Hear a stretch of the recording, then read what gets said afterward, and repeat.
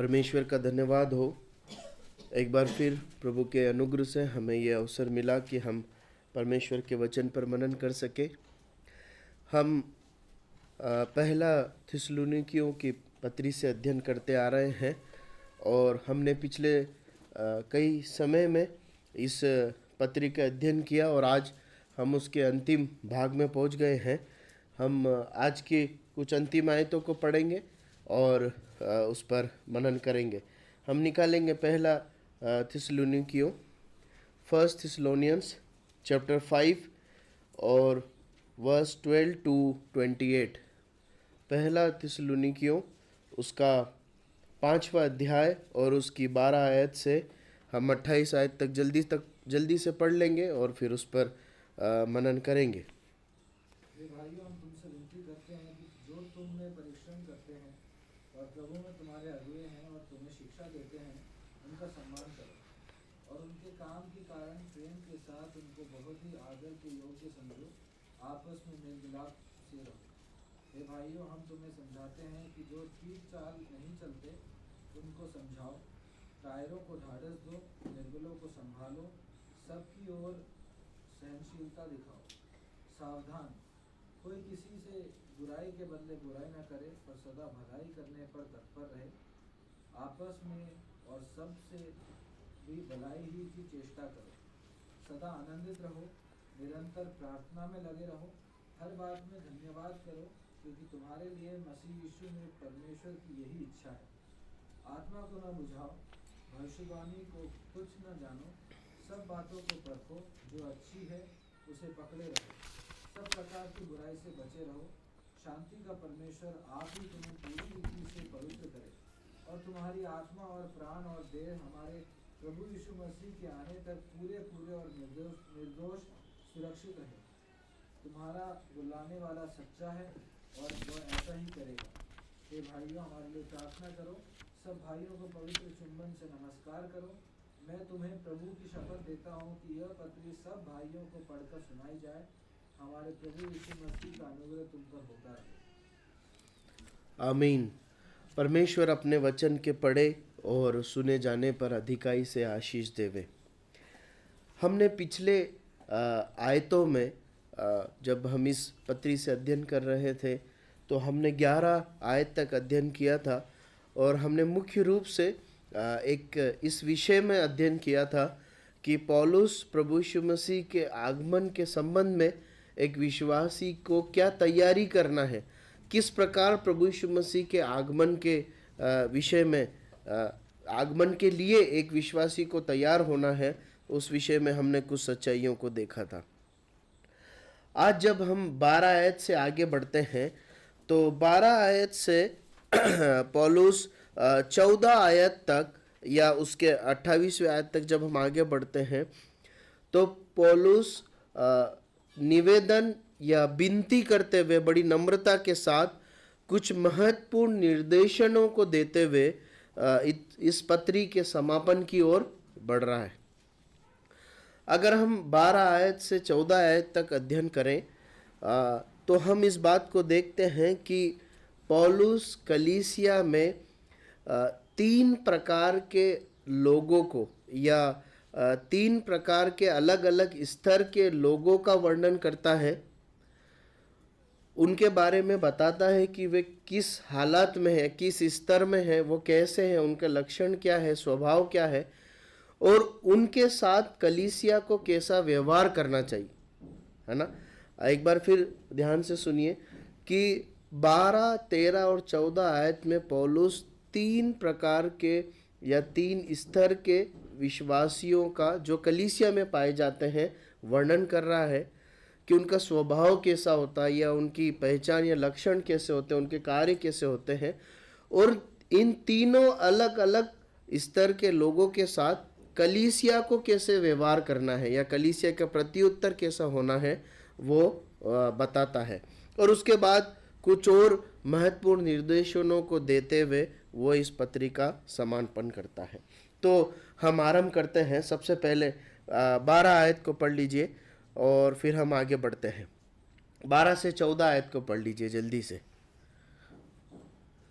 हे भाइयों, हम तुमसे विनती करते हैं कि जो तुम में परिश्रम करते हैं और प्रभु में तुम्हारे अगुए हैं और तुम्हें शिक्षा देते हैं, उनका सम्मान करो और उनके काम के कारण प्रेम के साथ उनको बहुत ही आदर के योग्य समझो।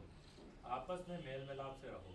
हे भाइयों, हम तुम्हें समझाते हैं कि जो ठीक चाल नहीं चलते उनको समझाओ, कायरों को ढाढ़स दो, निर्बलों को संभालो, सत्य और सहनशीलता दिखाओ। 15 आयत भी पढ़ लीजिए। सावधान, कोई किसी से बुराई के बदले बुराई ना करे, पर सदा भलाई करने पर तत्पर रहो। आपस में और सबसे भी भलाई ही की चेष्टा करो। अब देखिए, यदि आप ध्यान से इन आयतों को पढ़ेंगे तो इन आयतों में 3 प्रकार के या 3 स्तर के लोगों को आप पाएंगे। सबसे पहले पौलुस जिस समूह की चर्चा करता है या जिस प्रकार के विश्वासियों की चर्चा करता है वो है अगुए या प्राचीन। सबसे पहले पौलुस कलीसिया में अगुओं को या प्राचीन के विशेषताओं को या उनके कार्यों को या उनके लक्षणों को, उनके चरित्र को प्रकट करता है। उसके बाद यदि आप ध्यान से पढ़ेंगे तो पौलुस सहविश्वासी, एक स्तर होता है, हम सब एक दूसरे के सहविश्वासी हैं, तो सहविश्वासियों के बारे में चर्चा करता है और उनके साथ आपस में कैसे व्यवहार करना है उस बारे में सिखाता है। और तीसरा एक स्तर है या एक समूह है जो समझौते का जीवन जीने वाले विश्वासी हैं या कमज़ोर विश्वासी हैं या विश्वास में एकदम नए होने के कारण वो निर्बल हैं या जो विश्वासी गिर जाते हैं, उन प्रकार के विश्वासियों के बारे में वो लिखता है और फिर बताता है कि उनके साथ कलीसिया को कैसा व्यवहार करना चाहिए। तो हम एक एक करके तीनों प्रकार के लोगों के बारे में, विश्वासियों के बारे में चर्चा करेंगे और फिर उनके कलीसिया में उनके प्रति क्या जिम्मेदारी, कलीसिया को उनके साथ कैसा व्यवहार करना चाहिए हम देखेंगे। तो सबसे पहले हम अगुओं के बारे में कुछ महत्वपूर्ण बातों को देखते हैं। सबसे पहला गुण जो अगुओं और प्राचीनों के बारे में पौलुस सिखाता है वो क्या कहता है? 12वीं आयत में लिखा है, और हे भाइयों, हम तुमसे विनती करते हैं कि जो तुम में परिश्रम करते हैं। एक अगुवे के, एक प्राचीन के एक आवश्यक लक्षण के रूप में, एक विशेषता के रूप में या स्वभाव के रूप में पौलुस यहाँ पर बताता है कि वो कैसे लोग होते हैं जो कलीसिया में अगुवाई करते हैं। वो मेहनती या बहुत परिश्रमी लोग होते हैं। अब देखिए, इसका मतलब ये नहीं है कि जब एक व्यक्ति अगुवे के रूप में चुना जाता है तब वो परिश्रम करना आरंभ करता है, लेकिन आप परमेश्वर के वचन में यदि ढूंढेंगे तो आप पाएंगे कि परमेश्वर उन लोगों को अपनी प्रजा के ऊपर अगुवाई करने के लिए या अपनी कलीसिया के ऊपर नेतृत्व करने के लिए चुनता है जो परिश्रमी है, जो मेहनती है। देखिए, आप बाइबल को आराम से देखते हुए यदि कलीसिया इतिहास को भी देखेंगे तो आप इस बात को बिल्कुल वैसा ही पाएंगे। हम कई अगुवों को पुराने नियम में और नए नियम में देखते हैं। यदि हम पुराने नियम में देखें तो आप इस बात को देखेंगे कि परमेश्वर ने नेतृत्व करने के लिए नूह को चुना, है ना। नूह को परमेश्वर ने नेतृत्व करने के लिए चुना, जिसने अपना परिवार का नेतृत्व किया। मेहनती था या आलसी एक व्यक्ति था? उसके मेहनत को हम कैसे पहचान सकते हैं परमेश्वर के वचन में? उसने क्या किया? हाँ, आज्ञा मानी, लेकिन परिश्रम के रूप में क्या एक चिन्ह है? उसने जहाज बनाया। उसने एक ऐसी वस्तु का निर्माण किया जो इससे पहले नहीं थी, है ना। आप जरा सोचिए कि कितने मानसिक और कितने ही शारीरिक परिश्रम का वो कार्य था। वो करने के लिए इंजीनियर कहाँ से आए थे? कहाँ से आए थे? कहीं से नहीं आए थे, है ना। नूह और उसके परिवार ने मिलकर उस जहाज को बनाया था। यही नहीं, अगर आप मूसा को देखते हैं, यदि आप यूसुफ को देखते हैं, यदि आप दाऊद को देखते हैं, यदि आप शाऊल को देखते हैं, ये सब कैसे लोग थे? परिश्रम करने वाले लोग थे। जब परमेश्वर ने शाऊल का अभिषेक किया, जब शमूएल शाऊल का अभिषेक करता है, तो आपको ध्यान है शाऊल किस कार्य में लगा हुआ था? गधों को ढूंढने गया हुआ था। गधों को ढूंढने गया हुआ था। अगर हम कलीसिया इतिहास में आते हैं तो हम पौलुस को एक अगुवे के रूप में देखते हैं, या जिसे भी आप एक अगुवे के रूप में परमेश्वर के वचन में कलीसिया इतिहास में देखते हैं, आप पाएंगे कि वो बहुत ही परिश्रम करने वाले लोग हुआ करते थे। और ऐसा नहीं है कि वो जब चुने गए उसके बाद अचानक से परिश्रम करने लगे, नहीं। एक सहज विश्वासी के रूप में, एक परमेश्वर की आज्ञा मानने वाले और पीछे चलने वाले एक शिष्य के रूप में वो बहुत ही एक परिश्रम के साथ अपना जीवन बिताने वाले व्यक्ति थे। हम जब दाऊद के विषय में पढ़ते हैं कि जब उसको अभिषेक के लिए बुलाया गया तब वो क्या कर रहा था? भेड़ बकरियों को चरा रहा था। प्रियो, एक आवश्यक बात जो हम एक विश्वासी के रूप में अपने जीवन में अपनाने की ज़रूरत है, वो क्या है मालूम है? हमें आलसी एक व्यक्ति नहीं बनना, हमें एक लापरवाह एक व्यक्ति नहीं बनना है। देखिए, आप एक विश्वासी होकर कुछ भी हो सकते हैं, एक स्टूडेंट हो सकते हैं, एक घर को अच्छे से संभालने वाली एक गृहिणी हो सकते हैं, आप बाहर काम करने वाली एक बहन हो सकते हैं, आप नौकरी करने वाले एक भाई हो सकते हैं, आप बिजनेस करने वाले एक भाई हो सकते हैं। ये जो हमारी दिनचर्या होती है ना, इस दिनचर्या में अपने आप को एक परिश्रमी एक व्यक्ति बनाना है, चीज़ों को अच्छे से करने वाला और अनुशासित और परिश्रम करने वाला, कष्ट उठाने वाला, थोड़ा सा और एक कदम आगे बढ़कर कार्य करने वाला, ऐसा एक मनोभाव अपने हृदय में रखना है। क्यों मालूम है? जरूरी नहीं है कि सब अगुवे के रूप में चुने जाए, पर एक सच्चे विश्वासी के रूप में परमेश्वर के हाथ में काम आना है तो ये अनिवार्य गुण होना बहुत जरूरी है। देखिए, हम परमेश्वर के वचन में अनेक लोगों को देखते हैं जो एकदम फ्रंट फेस होकर नहीं रहे, है ना, लेकिन हम उनके साथ फ्रंट फेस में काम करने वाले सेवकों के साथ अनेक दूसरे सेवकों को देखते हैं जिनका नाम बहुत एक या दो बार आया है, कईयों का नहीं आया है, परंतु उन्होंने सेवा में बहुत महत्वपूर्ण योगदान दिया। लेकिन ये कब होगा? जब हम अपने मन में एक परिश्रम करने वाली एक मनोभाव को धारण करेंगे और उसको अपने व्यवहारिक जीवन में लागू करेंगे। तो अगुवों या प्राचीनों के रूप में पौलुस उनके प्रथम गुण की चर्चा करता है। वो क्या है? कि वो परिश्रम से भरा हुआ उनका जीवन होता है, वो परिश्रम करते हैं। दूसरी बात, वो क्या करते हैं? वहाँ पर लिखा है और तुम्हें शिक्षा देते हैं, है ना। देखिए, ये दूसरा गुण है जो अगुवों और प्राचीनों के बारे में लिखा है कि वो वचन पढ़ने में परिश्रम करते हैं और वचन को सीखते हैं और वचन को सिखाते हैं। यहाँ पर जब लिखा है ना कि शिक्षा देते हैं, तो शिक्षा कौन दे सकता है, कौन सिखा सकता है? जो पहले खुद सीखे, है ना।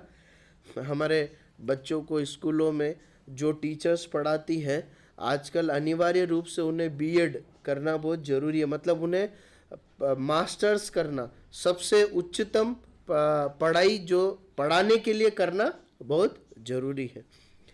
तो एक अगुवे और प्राचीन के एक लक्षण या विशेषता ये है कि वो परमेश्वर के वचन को पढ़ते हैं, सीखते हैं, अपने जीवन में लागू करते हैं, फिर बहुत ही बुद्धिमानी के साथ परमेश्वर के आत्मा की सहायता से वो जब भी अवसर मिलता है और जिन भी लोगों के बीच में अवसर मिलता है, बड़ी सरलता के साथ परमेश्वर के वचन को सिखाने का कार्य करते हैं।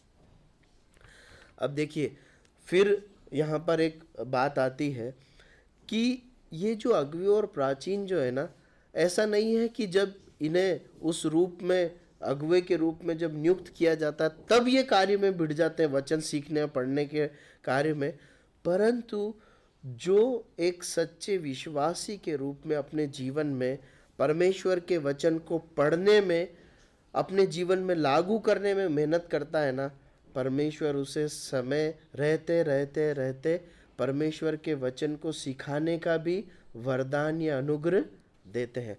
देखिए, बहुत एक इससे जुड़ा हुआ एकदम सटीक एक उदाहरण हम परमेश्वर के वचन में पढ़ते हैं। पढ़िए प्रेरितों के काम की पुस्तक, उसका 6 अध्याय और उसकी 3 आयत और 5 आयत। प्रेरितों के काम की पुस्तक 6 अध्याय 3 आयत और 5 आयत।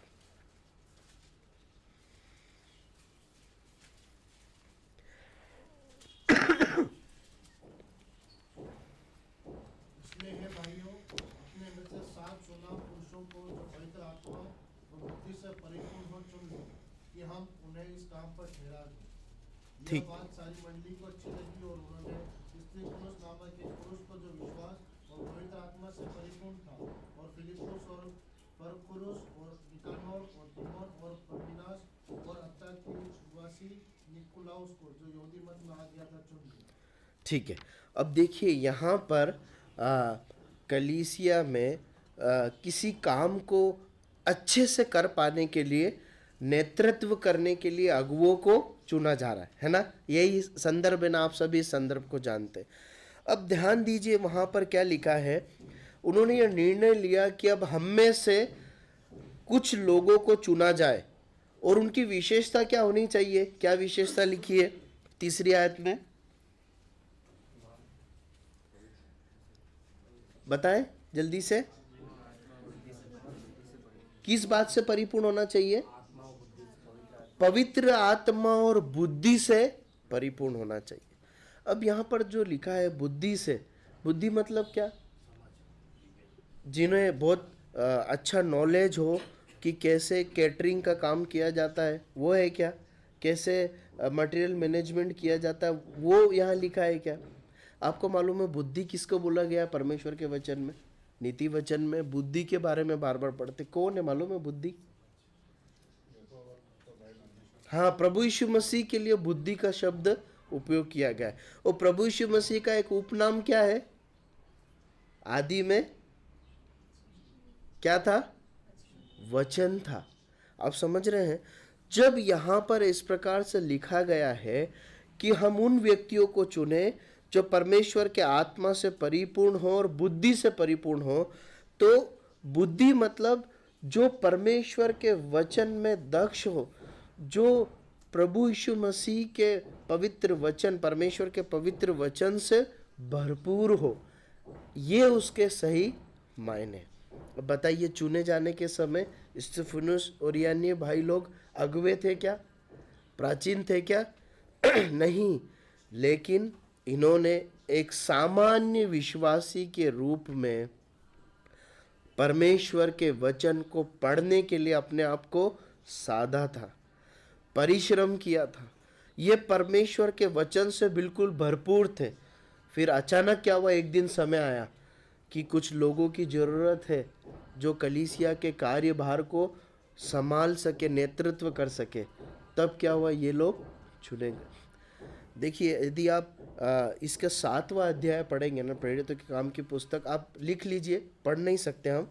प्रेरितों के काम की पुस्तक 7वां अध्याय, उसकी 1 आयत से 53 आयत तक, मालूम है स्तिफनुस इब्राहिम से शुरू करता है और प्रभु यीशु मसीह तक परमेश्वर के वचन को बहुत संक्षिप्त में परंतु बहुत सटीक रीति से सुना देता है। कहाँ से आया इतना ज्ञान? क्योंकि एक सामान्य विश्वासी के रूप में परमेश्वर के वचन को पढ़ने, सीखने, याद करने और मनन करने में समय बिताए। प्रियो, मैं आपको बताना चाहता हूँ, कई समयों से हम परमेश्वर का वचन अध्ययन करते आते हैं। एक विश्वासी के रूप में परमेश्वर का वचन एक विश्वासी को कोई बहुत बड़ी बड़ी या हर बार कुछ नई नई अजीब प्रकार की आज्ञा नहीं देता है। ये पता है, ये झूठे शिक्षकों, जो झूठे शिक्षक होते हैं ना, या जो अपनी लालसा के लिए चीज़ों को करते हैं, ये उनकी सभाओं में या उनके झुंड में ऐसा होता है, वो नई नई चीज़ें लेकर आते हैं। लेकिन परमेश्वर का वचन आप पढ़ेंगे तो आप पाएंगे कि एक ही प्रकार की आज्ञाओं को अलग अलग प्रकार से परमेश्वर का वचन अपने लोगों को बार बार सुनाता है, देता है, ताकि परमेश्वर के शिष्य लोग उसमें सिद्ध बन जाए। प्रियो, अनेकों बार हमने परमेश्वर के वचन को पढ़ने के बारे में सीखा। आज फिर परमेश्वर का वचन हमें क्या सिखाता है? केवल अगुवों नहीं, परंतु कलीसिया के हर एक व्यक्ति के लिए, भाई या बहन के लिए जरूरी है कि परमेश्वर के वचन को अच्छे से रोज पढ़े, मनन करे, सीखे और अपने जीवन में लागू करे। प्रभु सहायता करे। अगली विशेषता हम देखते हैं अगुवों की, कि वो क्या करते हैं। 13 आयत में लिखा है, और उनके काम के कारण, फिर आगे बातों को लिखा है। देखिए, तीसरी विशेषता हम अगुवों या प्राचीनों की देखते हैं कि वो एक उदाहरणीय व्यवहारिक जीवन जीते हैं, या वो कलीसिया का कार्यभार संभालते हैं, वो कार्य करते हैं, है ना। वो एक उदाहरणीय व्यवहारिक जीवन जीते हैं, वो कार्य करते हैं, कलीसिया का कार्यभार संभालते हैं। देखिए, परमेश्वर के वचन में जब अगुवों या प्राचीनों का वर्णन किया गया है, तो वो एक पद या उपाधि के रूप में नहीं, परंतु एक व्यक्ति के रूप में किया गया है, जो केवल वचन सिखाने का काम नहीं करते, परंतु वो वचन को अपने जीवन में लागू भी करते हैं, और वो अनेक कार्यों को भी कलीसिया में संचालित करते हैं। कलीसिया से जुड़े, विश्वासियों से जुड़े कार्यभार को, जिम्मेदारियों को वो लोग संभालते हैं। ऐसा नहीं है कि अगुवों के रूप में या प्राचीनों के रूप में बस वो सामने खड़े होकर वचन बांटेंगे, बस नहीं, परंतु अनेक प्रकार के कार्यभार जो कलीसिया की भलाई के लिए है, विश्वासियों की भलाई के लिए है, उसमें हम उनको इन्वॉल्व होते हुए देखते हैं। इस प्रकार 3 प्रकार की विशेषताओं को यहाँ पर पौलुस बताता है। अब कलीसिया का इन अगुवों और प्राचीनों के प्रति क्या प्रत्युत्तर होना चाहिए, हम उस बात को देखेंगे, है ना। अब तो इन्हीं आयतों को एक बार और पढ़ें, 12, 13 और 12 से 13 पढ़ लीजिए, जल्दी पढ़ें।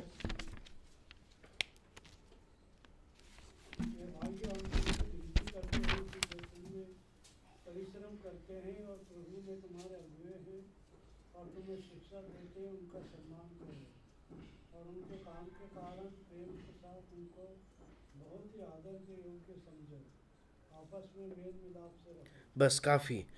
अब देखिए, पौलुस ने अगुवों की जो विशेषता या लक्षण बताए वो हमने देखा, 3 बातों को उसमें हमने देखा। अब पौलुस कलीसिया को ये बता रहा है कि उनके साथ कैसा व्यवहार करना है, या कलीसिया का उन अगुवों के प्रति क्या प्रत्युत्तर होता है। तो सबसे पहली बात तो इस सिद्धांत को यहाँ पर समझना जरूरी है, जो पौलुस समझाता है कि प्राचीन जो है वो, या अगुवे जो है वो एक नहीं होते हैं, परंतु एक से अधिक होते हैं, है ना। यहाँ पर लिखा है ना, क्या क्या लिखता है पौलुस, कि जो तुम में परिश्रम करते हैं, मतलब ऐसा नहीं लिखा है करता है ना, करते हैं मतलब एक से अधिक अगुवे हैं, है ना। फिर आगे लिखता है प्रभु में जो तुम्हारा अगुवा है, ऐसा नहीं लिखा है, परंतु बहुवचन में लिखा है वो अगुवे हैं। यदि आप परमेश्वर के वचन को ध्यान से पढ़ेंगे तो प्राचीनों के विषय में या इस सिद्धांत के विषय में, कलीसिया में नेतृत्व करने वाले व्यक्ति के विषय में अगर आप पढ़ेंगे तो आप पाएंगे कि हमेशा से एक से अधिक लोग हुए हैं जो कलीसिया में नेतृत्व का काम या अगुवाई का काम या सेवा का काम करते हैं। देखिए, परमेश्वर के वचन में कलीसिया प्रशासन में एक व्यक्ति नहीं होता है जो कलीसिया के प्रशासन को संभालता है, परंतु एक से अधिक व्यक्ति होते हैं जो अगुवों के रूप में कलीसियाई प्रशासन कार्य को संभालते हैं, परमेश्वर के आत्मा और परमेश्वर के नेतृत्व में।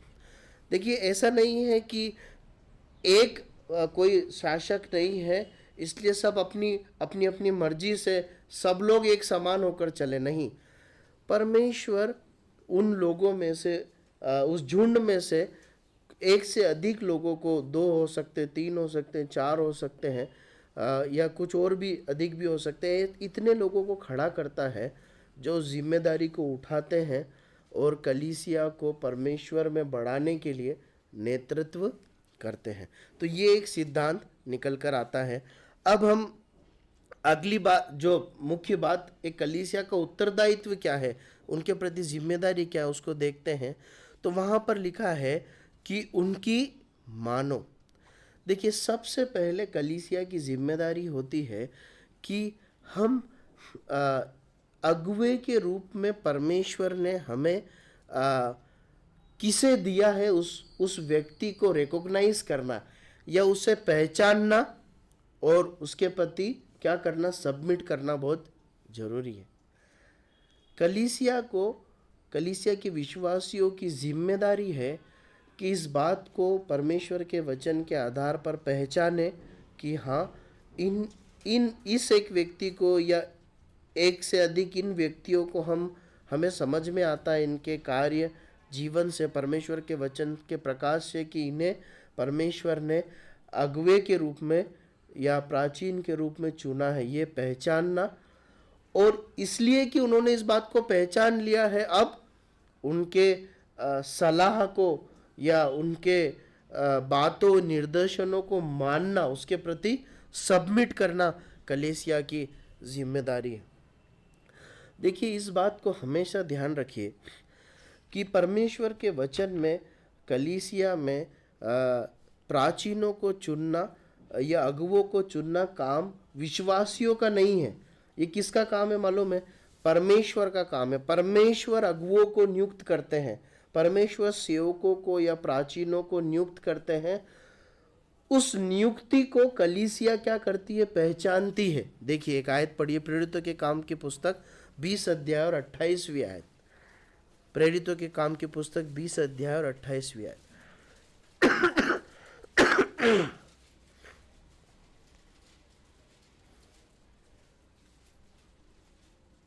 इसलिए अपनी और पूरे दिल की चौकसी करो, जिसमें पवित्र आत्मा ने तुम्हें अध्यक्ष ठहराया है कि तुम परमेश्वर की कलीसिया की रखवाली करो, जिसे उसने अपने लहू से मोल लिया है। किसने अध्यक्ष ठहराया है? परमेश्वर के आत्मा ने ठहराया है। देखिए, परमेश्वर का आत्मा है जो कलीसिया में अगुवों को नियुक्त करता है और अलग अलग प्रकार से सेवा करने के लिए लोगों को तैयार करता है, फिर उन्हें अपॉइंट कर देता है और कलीसिया इस बात को पहचानती है। आपको ध्यान होगा जब हम प्रेरितों के काम की पुस्तक में पढ़ते हैं तो परमेश्वर के आत्मा ने कलीसिया पे प्रकट करा कि पौलुस और बरनबास को सेवा के लिए क्या किया जाए? अलग किया जाए। प्रियो, ये है शुद्ध और खरी शिक्षा जो कलीसिया प्रशासन के बारे में हमें सिखाती है। मैं आपको बताना चाहता हूँ कि दूसरी कई कलीसियाएं हैं जहाँ पर अलग अलग सिस्टम फॉलो किए जाते हैं, जहाँ पर अगुवों की नियुक्तियाँ मतों के आधार पर की जाती है। मतलब जैसे हम विधायक पार्षद चुनने के लिए वोट डालते हैं, इस प्रकार से वोटिंग की जाती है। परमेश्वर के वचन में ऐसा कोई उदाहरण हम देखते हैं क्या नहीं देखते हैं। परमेश्वर के वचन में हम स्पष्ट देखते हैं कि ये नियुक्त करने का मामला किसके हाथ में है? अथॉरिटी परमेश्वर के आत्मा के हाथ में। मनुष्य को इसे अपने हाथ में नहीं लेना है। न कलीसिया को अपने हाथ में लेकर अगुवा नियुक्त करना है, न किसी व्यक्ति को अपने आप को अगुवे के रूप में नियुक्त करना है, परंतु कलीसिया को परमेश्वर ने जिसे नियुक्त किया पहचानना, और उस अगुवे को भी, उस व्यक्ति को भी पहचानना कि प्रभु ने मुझे ये बुलाहट या सेवा दी है। प्रभु सहायता करे। दूसरी बात की ओर आते हैं। क्या करना उनके विषय में 13 आयत में लिखा है। क्या करना है कलीसिया को उनके साथ? दो बातें लिखी, बताएं पढ़ के। उनके काम के कारण प्रेम के साथ उनको बहुत ही आदर के योग्य समझना। हाँ, अगुवों या सेवकों से, प्राचीनों से क्या करना? प्रेम करना और उन्हें आदर देना। देखिए लिखा है, पढ़ने में और सुनने में बहुत अच्छा लगता है, परंतु कई बार ये बहुत कठिन होता है ना। अगुवों या प्राचीनों से, जो खरे प्राचीन और अगुवे हैं, उनसे प्रेम करना या उनको आदर देना कई बार कठिन होता है। पौलुस, हम परमेश्वर के वचन में पौलुस को एक बहुत श्रेष्ठ परमेश्वर के सेवक के रूप में, अगुवे के रूप में देखते हैं। लेकिन मुझे बताइए, क्या कलीसिया में हर व्यक्ति उससे प्रेम करता था और उसको आदर देता था क्या? नहीं, है ना। क्यों? क्योंकि कई बार जब अगुवे परमेश्वर के वचन पर के आधार पर हमें कुछ समझाइश देते हैं, हमारे जीवन के मामलों में हस्तक्षेप करते हैं, तो क्या लगता है? बुरा लगता है ना, पसंद नहीं आता। जब परमेश्वर के दास लोग बताते हैं कि भाई बहन, ये तो परमेश्वर के वचन के अनुसार आप गलत किया आपने, ये जो आप सोच रहे हैं या करने जा रहे हैं, ये सही नहीं प्रतीत पड़ता, आपको ऐसा नहीं, ऐसा करना चाहिए। क्या लगता है? बुरा लगता है। लेकिन परमेश्वर का वचन क्या कहता है? क्या करना? उनसे प्रेम करना और उनका आदर करना। देखिए, प्रेम हम अपने कलीसिया के अगुवे से करते हैं या नहीं करते हैं, ये किस बात से प्रकट होता है मालूम है? हम कितना अत्यधिक उनकी सलाह को अपने जीवन में महत्व देते हैं या मानते हैं, है ना। प्रभु यीशु मसीह ने क्या कहा कि यदि तुम मुझसे प्रेम करोगे तो मेरी आज्ञाओं को मानोगे। देखिए, सिद्धांत एक ही है, वो कभी बदलता नहीं। यदि हम अपने कलीसिया के प्राचीनों और अगुवों से प्रेम करते हैं ना, तो ऐसा नहीं है कि बस हम उनको शायद अपने घर में बुलाकर अच्छे से खाना खिलाएंगे या कुछ भेंट देंगे, यहाँ तक जिम्मेदारी ख़त्म नहीं होती, है ना। ये तो एक अच्छी बात है, ऐसा करना भी अच्छी बात है और ऐसा करना चाहिए। लेकिन जब वो ऐसी बातों की सलाह या निर्देशन हमें देते हैं जो कई बार हमारी इच्छा से मेल नहीं खाती, है ना, हमें कष्ट देती या हमारी इच्छाओं को या हमारे जिसमें हमें मज़ा आता, कई बार वो बातों को रोक देती है, तब भी क्या करना? उनके प्रति सबमिट करना। कई बार वो हमें एक एक्स्ट्रा माइल चलकर, एक कदम आगे बढ़कर कुछ मेहनत करने के लिए बोलते हैं। क्या करना है? करना है। क्यों करना है? क्योंकि किसने ठहराया है उन्हें? परमेश्वर ने ठहराया है। परमेश्वर ने ठहराया है कि वो ये काम करें, वो मार्गदर्शन करें, वो चरवाही करें, उन्हें रखवाले का कार्य दिया गया। अगर हम उनके निर्देशों को नहीं मानेंगे तो क्या होगा मालूम है? यदि एक भेड़ एक चरवाहे के निर्देशन को नहीं माने तो क्या होगा? भटक जाएगी, है, नुकसान होगा, फायदा नहीं होगा। प्रभु सहायता करें इन सत्यों के अनुसार हमें करने के लिए। अब हम दूसरे प्रकार के समूह की ओर आते हैं। हमने अगुवे के बारे में देखा, हाँ, अगुवे के गुणों के बारे में देखा कि वो परिश्रमी होते हैं, शिक्षा देते हैं और कार्य करते हैं, व्यवहारिकता में उदाहरणीय जीवन जीते हैं। और उनके प्रति कलीसिया की जिम्मेदारी को देखा कि हमें पहचानना है कि अगवा कौन है, हमें उनके निर्देशन और आज्ञाओं को मानना है, हमें उनसे प्रेम करना और उनको आदर देना है। अब एक दूसरा एक समूह है जिसे 13 आयत में पढ़ते हैं। पौलुस कहता है आपस में मेल मिलाप से रहो, है ना। और 14 आयत में भी इस प्रकार से लिखा सबकी ओर सहनशीलता दिखाओ। तो दूसरा समूह कौन है? सविश्वासी, है ना। दूसरा समूह कौन है? सविश्वासी। सविश्वासी जब बोलते हैं उसमें सब आ गए, अगवे भी आ गए और दूसरे अन्य विश्वासी, ये हम सब आपस में कौन है? एक दूसरे के सविश्वासी। अब इनकी क्या विशेषता है? यहां पे कुछ लिखी है क्या? यहां पर एक सहविश्वासी के रूप में स्पष्ट करके उनकी विशेषताओं के बारे में कुछ नहीं लिखा है। लेकिन मैं आपको एक बात बताना चाहता हूं, एक विश्वासी अपने आप में विशेष व्यक्ति है। उसकी विशेषता क्या है मालूम है? कि उसने मेरे और आपके समान ही प्रभु यीशु मसीह को अपना प्रभु उद्धारकर्ता करके ग्रहण किया है और प्रभु यीशु मसीह के पीछे चलने का निर्णय लिया है। और इसलिए वो उसकी विशेषता है कि वो मेरे और आपके समान परमेश्वर की संतान होने के कारण हमारा क्या है? भाई या बहन, है ना। आप समझ रहे हैं? एक विश्वासी की विशेषता क्या है? जब हम एक दूसरे को देखते हैं तो हमें किस रूप में देखना है? ये मेरे लिए बहन, ये मेरा भाई बहुत बहुमूल्य है, बहुत विशेष है। क्यों? क्योंकि ये मेरा भाई या बहन मेरे ही समान परमेश्वर की संतान है, ये मेरे ही समान विश्वास को धारण किए हुए, ये मेरे ही समान संसार में चुनौतियों का सामना करता है। ये एक सविश्वासी की सामान्य विशेषता है। अब पौलुस उस संदर्भ में एक बात कहता है, क्या करो? आपस में क्या करना है?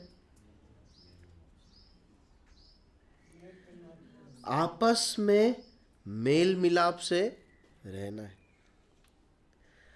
देखिए बहुत साधारण सी एक बात दिखाई पड़ती है, लेकिन परमेश्वर के वचन के आधार पर और यदि आप कलीसियाई जीवन के इतिहास को देखें तो इस शरीर में रहते हुए विश्वासी के रूप में कलीसिया में मेल मिलाप से रहना एक बहुत चुनौतीपूर्ण एक कार्य है या जिम्मेदारी है ना।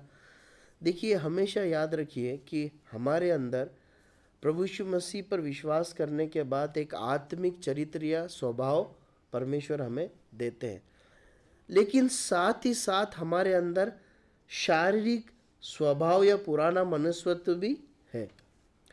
ये जो शारीरिक स्वभाव है ना, इसके अंदर पूरी ताकत होती है या ये पूरी रीति से सक्षम है कि उसके प्रभाव में आकर हम कलीसिया में फूट डालने का या बैर का या झगड़े का या गूढ़बाजी करने का पाप कर बैठे या ऐसे किसी कार्य में फंस जाए। इसलिए क्या जरूरी है मालूम है? अपने शारीरिक पुराने मनुष्यत्व को मरा हुआ जानकर आत्मिक मनुष्यत्व या जो आत्मिक जीवन हमें मिला है उसकी प्रेरणा में चलते हुए हमें मेल मिलाप से रहना है। देखिए इसे समझने के लिए एक आयत पढ़िए, गलातियों की पत्री 5 अध्याय और उसकी 19 से 26 आयत तक जल्दी से पढ़िए। वहाँ पर हम परमेश्वर का वचन शारीरिक और आत्मिक जीवन के लक्षणों को, शारीरिकता के और आत्मिकता के लक्षणों को बताता है। गैलेशियंस चैप्टर 5 वर्स 19 to 26 जल्दी से पढ़े।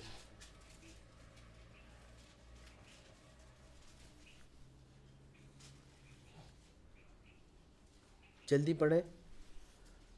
गलातियों 5 अध्याय 19 से 26। शरीर के काम को प्रकट विचार गंदे काम लुचपन। देखिए शरीर के काम प्रकट है। कौन से काम होते हैं शरीर के? पढ़िए भाई। मूर्ति पूजा, टोना, बैर, झगड़ा, ईर्ष्या, क्रोध, विरोध, फूट, विधर्म,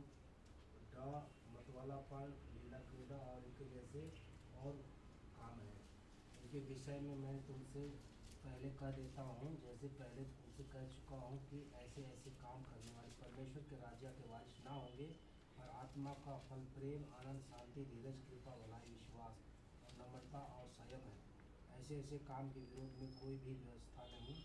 और जो मसीह यीशु के हैं, उन्होंने शरीर के उसकी लालसाओं और अभिलाषाओं समेत क्रूस पर चढ़ा दिया है। यदि हम आत्मा के द्वारा जीवित हैं तो आत्मा के अनुसार चलें भी। बस काफ़ी है, काफ़ी है। देखिए यहाँ पर स्पष्ट रीति से शरीर के लक्षणों को बताया गया है। देखिए एक विश्वासी के पास हर दिन एक चुनौती आती है, या हर दिन उसे एक निर्णय लेना है। मैं अपने शरीर के लिए जीऊँगा, मैं अपनी शारीरिक इच्छाओं और मेरे पुराने स्वभाव जो मेरे अंदर मुझे उकसाता है उस अनुसार जीऊँगा, या मेरा आत्मिक स्वभाव जो परमेश्वर ने मुझे दिया है और परमेश्वर का आत्मा जिस आत्मिक स्वभाव और कार्यों के लिए मुझे उकसाता है वो करूँगा। अब शारीरिक कार्यों में अनेक बातें लिखी गई है, उसमें मूर्ति पूजा है, वे विचार, वहाँ पर बैर, झगड़ा, ईर्ष्या, द्वेष, ये सब भी शामिल किया गया। एक व्यक्ति जब शरीर से प्रेरित होकर जीता है ना कलीसिया में, वो क्या करेगा मालूम है? उसको हम अपने सहविश्वासियों से के प्रति, उनकी निर्बलताओं के प्रति क्या आएगी मालूम है? ईर्ष्या, क्रोध, बैर, जलन, इस प्रकार की बातें आएगी। लेकिन जो आत्मिक व्यक्ति होगा ना, वहाँ पर जो पवित्र आत्मा के फल दिए हुए हैं, वो उन्हीं बातों के प्रति बड़ी प्रेम, सहनशीलता के साथ, करुणा के साथ, अनुग्रह के साथ अपने प्रत्युत्तर को देगा। प्रियो, हमें बहुत ज़रूरी, एक विश्वासी के रूप में हमें बहुत ज़रूरी है कि हम अपने अंदर परमेश्वर के आत्मा के इन फलों को बढ़ाने के लिए परिश्रम करें। देखिए किसका जीवन बदलता है मालूम है? किसका चरित्र बदलता है? जो उसे बदलने के लिए परिश्रम करते हैं। आप समझ रहे हैं? जो आत्मिक कार्यों को, फलों को अपने अंदर फलवंत करने के लिए परिश्रम करते हैं, वो बहुत बुद्धिमानी से इस बात को सोचते हैं। परमेश्वर का वचन क्या बताता है? मेल मिलाप से रहना है, बुराई के बदले बुराई नहीं करना है, भलाई करना है। अब क्या करूँगा मैं? मुझे उस भाई या बहन का व्यवहार और बात बुरी लगी है, मैं क्या करूँगा? मैं उससे बात करना बंद कर दूँगा? नहीं, मैं अपने आप को ढालूँगा। क्या? कि मैं मेरे भाई और बहन की उस निर्बलता के साथ या मुझे न पसंद आने वाले व्यवहार के साथ भी मैं क्या करूँगा? उसको आदर भी करूँगा, उससे प्रेम भी करूँगा और उससे मिलकर रहूँगा। जब कलीसिया का हर व्यक्ति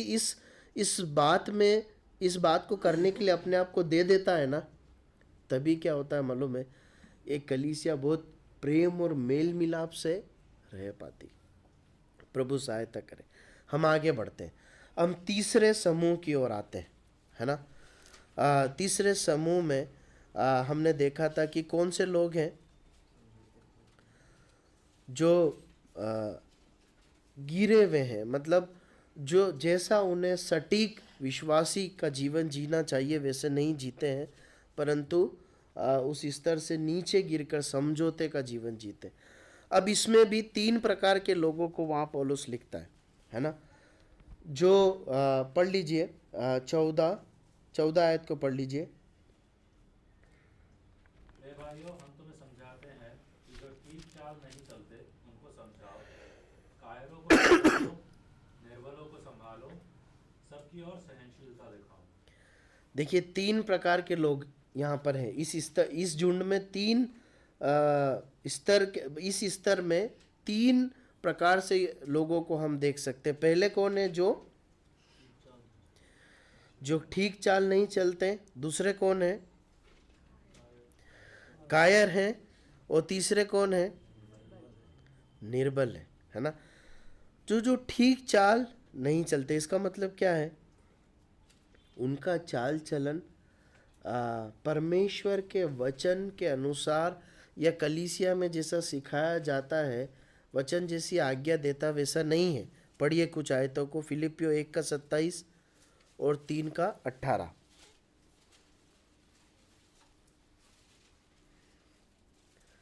क्या लिखा है? फिलिपियो 1:27, 3:18। केवल इतना करो कि तुम्हारा चाल चलन मसीह के सुसमाचार के योग्य हो, कि चाहे मैं आकर तुम्हें देखूं चाहे ना भी आऊं, तुम्हारे विषय में यही सुनूं कि तुम एक ही आत्मा में स्थिर हो। देखिए यहाँ पर लिखा है कि चाल चलन किसके योग्य होना चाहिए? मसीह के योग्य होना चाहिए। 3:18 पढ़िए, 3:18। क्योंकि बहुतेरे ऐसी चाल चलते हैं जिनकी चर्चा मैंने तुमसे बार बार की है, और अब भी रो रो कर कहता हूँ कि वे अपनी चाल चलन से मसीह के क्रूस के बैरी हैं। देखिए पौलुस कलीसिया को ही लिख रहा है कि उनका चाल चलन कैसा है? किसके बेरी है? क्रूस के बेरी है। मतलब वो अपने चाल चलन से विश्वासी है, लेकिन गिरावट के कारण, समझौते के कारण, अनाज्ञाकारिता के कारण उनका जीवन कैसा हो गया कि वो क्या हो गए? क्रूस के बेरी बन गए। मतलब वचन के विरोध में अपना जीवन, प्रभु यीशु मसीह के विरोध में, विद्रोह में जीवन जी रहे हैं। और उसका प्रभाव क्या पड़ रहा है अगुवों के ऊपर? क्या लिखा है? पौलुस क्या कर रहा है? क्या कर रहा है? रो रहा है ना? लिखा है ना वहां पर। प्रियो, कई बार ऐसा होता है कि कलीसिया के विश्वासी जन अपने व्यवहार और कार्य के कारण अगुवों के आंसुओं का कारण, दुख का कारण ठहरते। लेकिन उनके प्रति कलीसिया की, अगुवों की क्या जिम्मेदारी है? पढ़िए रोमियो 12:2।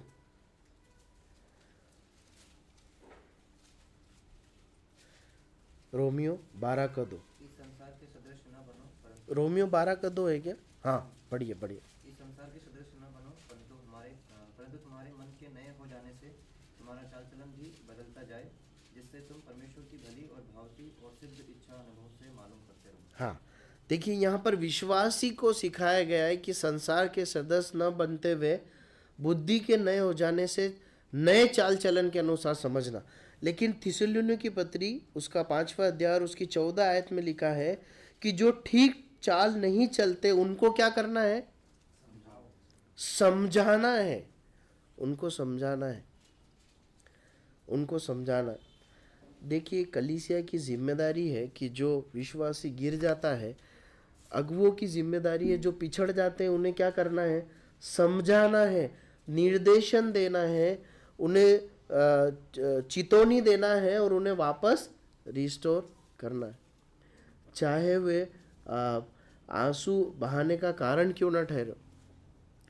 मैं अपने जीवन के एक हिस्से को जब याद करता हूँ तो मुझे कई बार बहुत शर्म आती है कि मैं अपने अगुवों के लिए, जिन्होंने मुझे परमेश्वर का वचन सिखाया, एक समय एक विश्वासी होते हुए आंसू या दुख का कारण ठहरा। लेकिन मैं धन्यवाद देता हूँ उन अगुवों का जिन्होंने प्रभु के अनुग्रह से मुझे छोड़ा नहीं परंतु मुझे समझाया, मेरे हाथ को थामा, जबकि मैं कैसे कार्यों को कर रहा हूँ जिससे अपने अगुवों को आंसू दिलाऊं। मतलब मैं आपको बताना चाह रहा हूँ कि वास्तविकता में मेरे पीछे कई अगुवों ने, मैंने उन्हें इतना दुख पहुंचाया कि उन्होंने आंसू बहाए, मैंने उन्हें आंखों में आंसू देखा है मेरे व्यवहार के कारण, लेकिन उन्होंने मुझे छोड़ा नहीं, समझाया। अभी क्या हुआ? प्रभु के अनुग्रह से मैं बच गया, मेरा जीवन, विश्वासी जीवन नाश होने से बच गया। जो इस प्रकार गिर जाते हैं उन्हें क्या है? समझाना। देखिए कलीसिया में विश्वासियों के गिरावट में उन्हें कुचल देने या छोड़ देने का एक बात को हम नहीं देखते, परंतु उन्हें उभारने का या उन्हें वापस रिस्टोरेशन की बात को हम सीखते हैं। दूसरी बात को हम देखते हैं। दूसरा जो समूह है वो कौन है? मतलब गिरे हुओं में दूसरे कौन है? कायर लोग, है ना? क्या लिखा है उनके बारे में? कायरों को ढाढ़स दो, है ना? देखिए हम सब में ना एक बहुत ही स्वाभाविक रूप से हमें एक स्वभाव मिला है हमारे पाप के स्वभाव के कारण। वो क्या है मालूम है? कायरपन, डरपोकपन, है ना? सही है ना? कोई है क्या जो निडर है हमारे बीच में, जो डरता ही नहीं है? कोई है क्या? कोई बोल सकता है कि मैं डरता ही नहीं हूं, है ना? कहीं ना कहीं किसी ना किसी कारण से डर हमारे अंदर जरूर आता है। यहाँ पर संदर्भ है मसीह के लिए जीने का, है ना? तो कई लोग विश्वास के कारण आने वाली चुनौतियों के कारण डर जाते हैं या पीछे हट जाते हैं, कायरपन उनके अंदर आ जाता है। क्या लिखा है? ऐसो को क्या करो? हिम्मत दो, हिम्मत दो। कब हिम्मत दे सकते हैं? जब हम खुद हिम्मत से भरे हो। देखिए हम चेलों को बार बार इस एक संघर्ष में देखते हैं, है ना? प्रभु यीशु मसीह के साथ थे, लेकिन क्या करते थे? बार बार डर जाते थे। उनके अंदर इस बात को हम देखते हैं कि वो डर जाते थे, उनके अंदर कायरपन था, इसलिए तो प्रभु यीशु मसीह को छोड़कर भाग गए। प्रभु यीशु मसीह ने उन्हें छोड़ा क्या? नहीं छोड़ा। प्रभु यीशु मसीह अगर शारीरिक रूप से सोचे तो प्रभु यीशु मसीह को जब छोड़ के भाग गए, तब तो वो बोलते ना, हम इंतहा हो गई, मतलब घड़ा भर गया। ठीक है, नदी में तुम डर गए, अकेले थे, डूबने लगे, पर मैंने तुम्हें पानी पर चलकर आकर बचाया, और तुम में से एक तो पानी पे भी चला, फिर भी तुम भरोसा नहीं करके मुझे कायर की नहीं छोड़कर भाग गए। फिर भी प्रभु यीशु मसीह ने छोड़ा क्या? नहीं छोड़ा। प्रियो, यही एक बात हमें अपने हृदय में रखना है। कई बार ऐसा हो सकता है कि हम में से कोई भी निराशा के कारण पीछे हट सकता है, या उसके अंदर कायरपन के गुण दिखाई दे सकते हैं। क्या करना है? उसका हाथ पकड़कर उसे हिम्मत देना है। देखिए, जब गोलियत चुनौती दे रहा था सारी प्रजा के लोगों के अंदर, वरन राजा के अंदर भी हम एक बात को देखते हैं, क्या? डरपोकपन या कायरपन। पर जब दाऊद ने बड़ी दृढ़ता के साथ सामना करके गोलियत को हरा दिया, तो फिर वो युद्ध कौन जीत गया? इस्राएली लोग जीत गए। इस्राएली लोगों के अंदर हिम्मत आ गई, फिर उन्होंने चढ़ाई की। वो तो हार ही गए, फलिस्तीन भी भाग गए, और उन्होंने भी चढ़ाई की। क्या हुआ? जीत गए। यदि हम हिम्मत और साहस के साथ जिएंगे तो दूसरे एक व्यक्ति को साहस और हिम्मत दे पाएंगे। कौन सी साहस और हिम्मत की बात हो रही है? आत्मिक साहस और हिम्मत की बात हो रही है। तीसरी बात देखते हैं, निर्बलों के। क्या लिखा है? निर्बलों को संभालो और सबके प्रति सहनशीलता दिखाओ। ऐसे विश्वासी जो नए हैं, ऐसे विश्वासी जो नैतिक रूप से निर्बल है ना? देखिए, जब एक व्यक्ति, हम नहीं जानते कि एक व्यक्ति ने किस हालातों में प्रभु यीशु मसीह को ग्रहण किया। आप समझ रहे हैं? देखिए, कलीसियाई जीवन में इस बात को अच्छे से समझिए कि हम सब अलग अलग समूह से या हालातों में प्रभु यीशु मसीह को ग्रहण करते हैं। अब एक व्यक्ति आया है हमारी कलीसिया में जिसने प्रभु यीशु मसीह को ग्रहण किया है, और वो कलीसिया में आया है ताकि परमेश्वर के वचन को सीखे और परमेश्वर की इच्छा के अनुसार जीवन जिए। हम जो पहले से कलीसिया में है ना, हमने बहुत सीखा है, हमें बहुत अनुभव है। वो व्यक्ति हम नहीं जानते किस हालात में हो सकता है।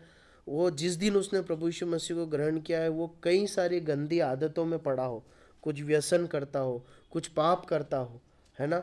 उसकी आर्थिक अवस्था, उसके पारिवारिक की अवस्था, हम नहीं जानते वो किस हालात में। ये सब बाद में पता चलता है जब हम उसके साथ एक समय बिताते। वो किस कदर टूटा हुआ है, लेकिन उसने क्या निर्णय ले लिया?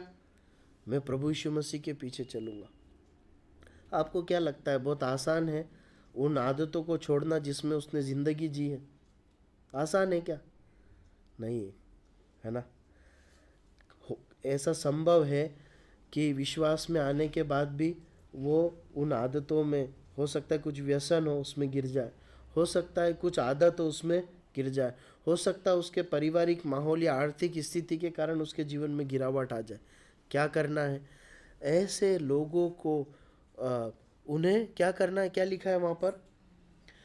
उन्हें संभालना है।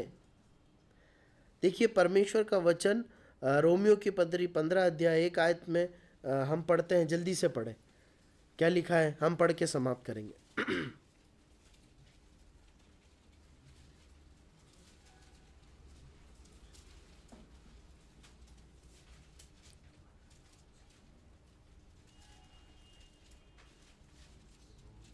रोमियो 15:1। निदान हम बलवानों को चाहिए कि निर्बलों को निर्बलताओं को सहे कि अपने आप को प्रसन्न करें। देखिए यहाँ पर लिखा है बलवानों को चाहिए। कलीसिया में जो लंबे समय से आत्मिक जीवन जी रहे हैं वो बलवान हैं। उन्हें क्या चाहिए?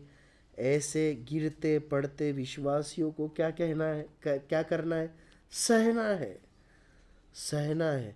उनकी गिरावटों को सहना है, उनकी नासमझी की बातों को सहना, उनकी अनुशासनहीनता को सहना। ऐसा नहीं सहना है कि हाँ भाई चल रहा है सब चलने दो, वो नहीं कहा जा रहा है यहाँ पे। मतलब उसको सहते हुए उनके ऊपर परिश्रम करना है, उन्हें संभालना, उनके साथ खड़े हो जाना है।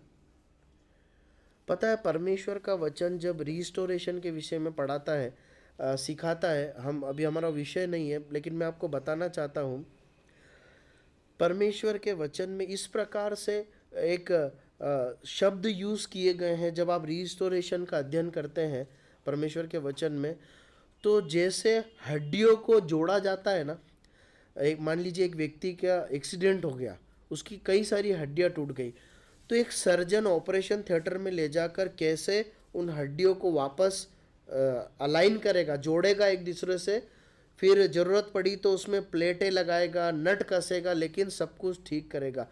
हड्डियों को जोड़ने का जो कार्य होता ना, उस समय पर जो होता था, वैसे कार्य के रूप में एक व्यक्ति को रिस्टोरेशन या संभालने के रूप में बताया गया है जो गिर जाता है। उस समय पर जाल बुने जाते थे, मछली पकड़ने के जाल हम सब ने देखे ना, शायद आंखों से ना देखे तो टीवी में तो जरूर देखेंगे, बड़ा सारा जाल फेंकते हैं, है ना, वो जाल फटता है बार बार यूज होने के कारण।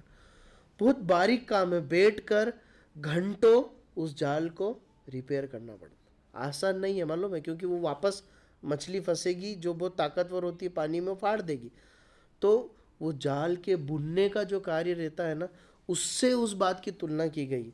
वो हमारा सब्जेक्ट नहीं है, इसलिए मैं उन आयतों को पढ़ने के लिए नहीं बोल रहा हूँ, पर परमेश्वर के वचन में जो वास्तविक मूल जो भाषा उपयोग की गई है, उसमें हड्डियों को जोड़ने और जाल को बुनने जैसे कार्य के रूप में बताया गया। जब एक व्यक्ति को हम करेक्ट करते हैं, उसे उसकी आदतों से निकलने में सहायता करते हैं या उसका रिस्टोरेशन करते हैं। वहाँ पर अंतिम भाग में इस प्रकार लिखा है, सबकी ओर सहनशीलता दिखाओ। अगुवों को, कलीसिया के विश्वासियों के प्रति सहनशीलता, विश्वासियों को अगुवों के प्रति सहनशीलता, गिरे हुए विश्वासियों के प्रति सहनशीलता, बुरे व्यवहार के प्रति सहनशीलता। प्रियो, यह है कलीसियाई जीवन। आप समझ रहे हैं? इन आज्ञाओं को मानकर, इन निर्देशनों को अपनाकर हम एक ऐसी कलीसिया के रूप में बन सकते हैं जो परमेश्वर हमें बनाना चाहता है, अपने पुत्र की दुल्हन के रूप में गढ़ना चाहता है। परमेश्वर इन वचनों के पढ़े और सुने जाने पर आशीष दे और इसके अनुसार करने के लिए हमारी मदद करे। कोई भी भाई प्रार्थना करे और सभा को